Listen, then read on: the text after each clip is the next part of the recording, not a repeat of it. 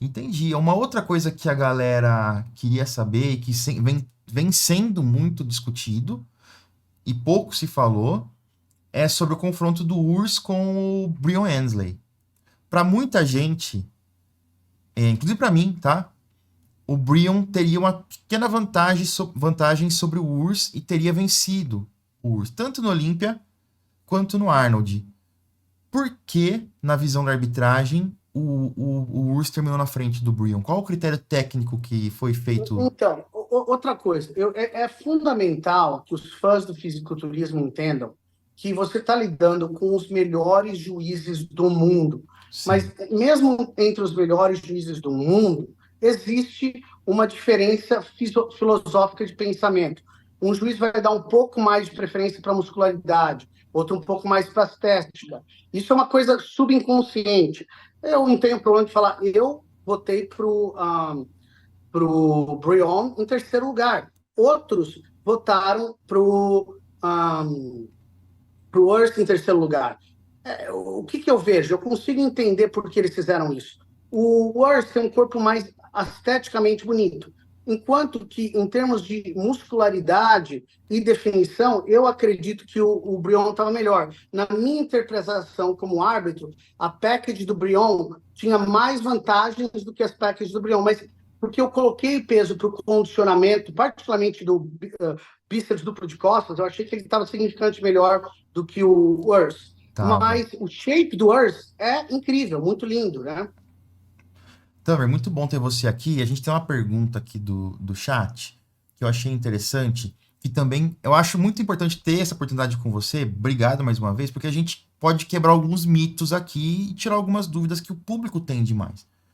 O Thiago perguntou o seguinte, ó: como que a personalidade e a imagem afetam atletas de fisiculturismo? Por exemplo, Rad Chopin e Chris Bumstead. Para finalizar, essa eu não entendi. Para finalizar, qual foi o impacto? Ah, sim, sim. Essa aqui é uma pergunta que eu tenho que eu vou fazer já já.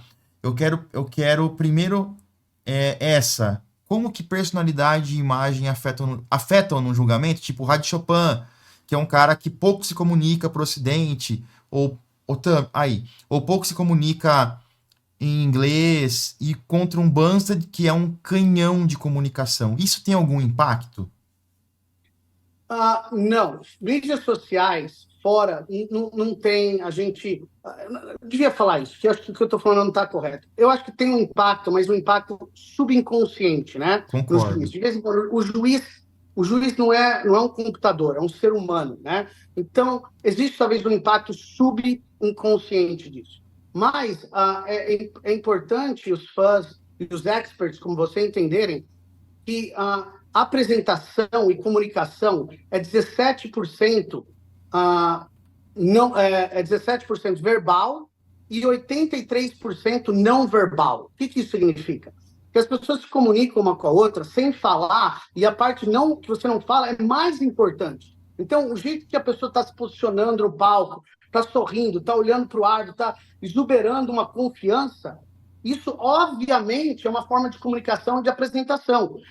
E tem atletas no nosso esporte que exudem nisso, que são incríveis. O próprio Arnold era incrível nisso.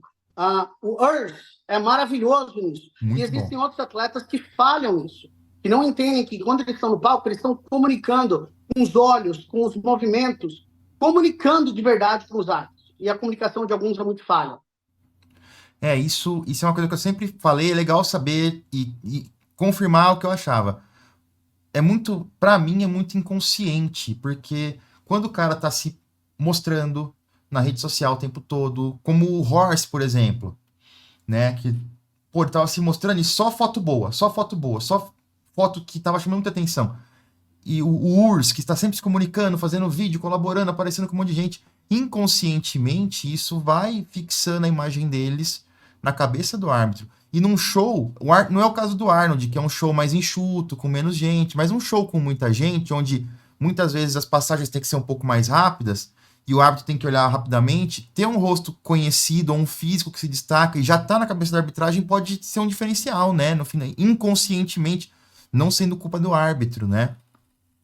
Sem dúvida, Miguel. Mas você vê, por exemplo, veja o rosto do Urs quando ele está pousando, como ele está constantemente olhando para os lábios, como ele está sorrindo, sabe? Ele está mostrando confiança. E isso daí, sem dúvida, tem um impacto subconsciente no julgamento que não pode ser ignorado. E nesse nível no qual as diferenças genéticas estruturais são muito pequenas, obviamente faz uma diferença, né? Legal. A segunda